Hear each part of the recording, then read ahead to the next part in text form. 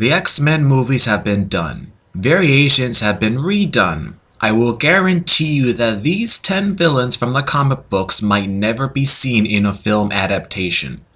Why? Because even though the backstory for these characters are fascinating, Marvel will play it safe and always have the evildoers in the movies be either Magneto or someone related to him. I'm going to tell you about 10 villains that will never be seen, from the most likely choice and why to the least likely and why. Number 10. Dark Phoenix. Before anyone says that the Phoenix was done, let me say it. It was done wrong, like everything else in The Last Stand. It was done horribly and out of character from the comics. Perhaps the most iconic of all the villains in X-Men comic history, the most tragic as well. For this to be done right, you need to learn the backstory of the Phoenix and how Jean Grey became the host of the Force. Which means the X-Men will have to go in outer space, and Jean to become the Phoenix on the way back. Then for the Phoenix Force to become corrupt and finally become the Dark Phoenix. Movie-wise, it might take too long, so you can cut corners and have the Force without an explanation, and the tragic understanding of a cosmic force being corrupted by human emotion and feeling.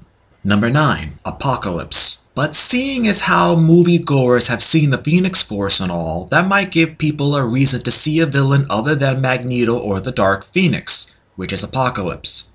A possible idea for Apocalypse coming into the movies might be something similar to X-Men the Animated Series or X-Men Evolution. A threat different and possibly worse than Magneto. Simple, but to have a full backstory origin might be too much to deal with. So a simpler version such as Evolution might be done, or a really well done version like the Animated Series. Number 8.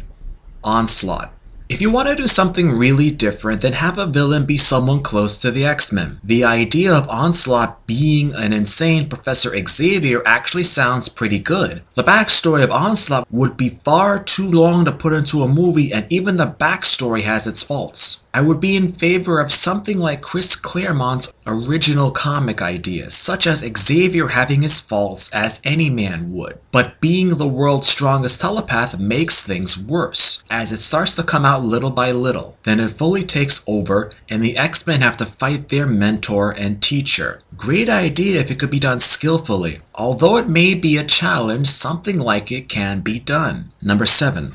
The Sentinels.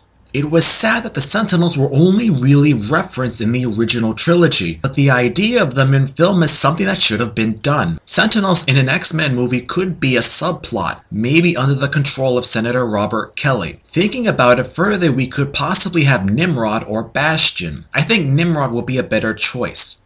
It gives an insight into the future of what the world could be like if some people who despise mutants have their way. Number 6. The Brood. Fighting the Brood was nearly impossible for the X-Men. Would it be impossible to adapt them into a movie as well? Correctly, perhaps. Sure, you can have them in a movie, but how can it be done right?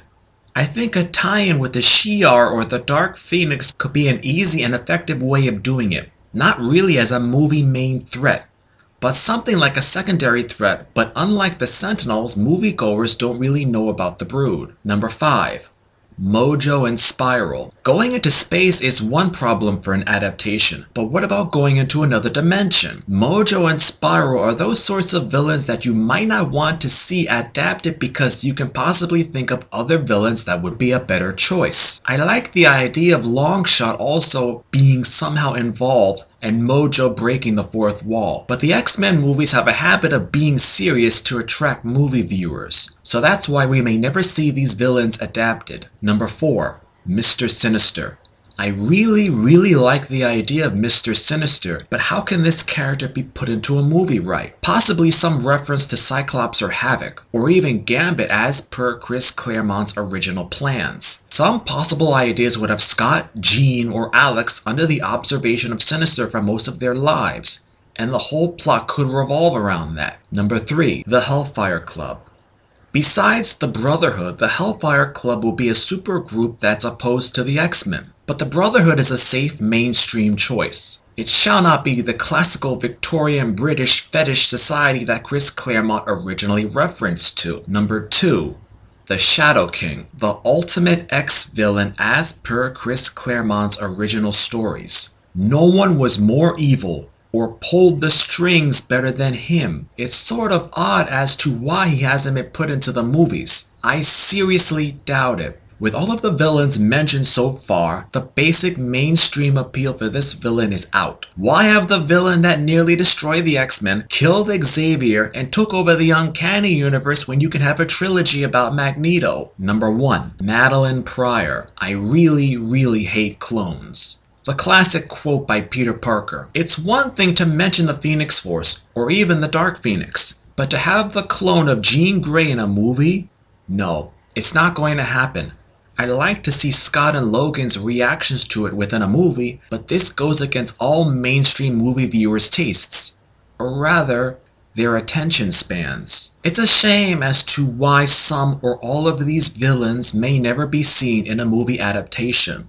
As to why, I won't bother to say it. Everyone has their own theories, but I will say this. Do you agree with this list?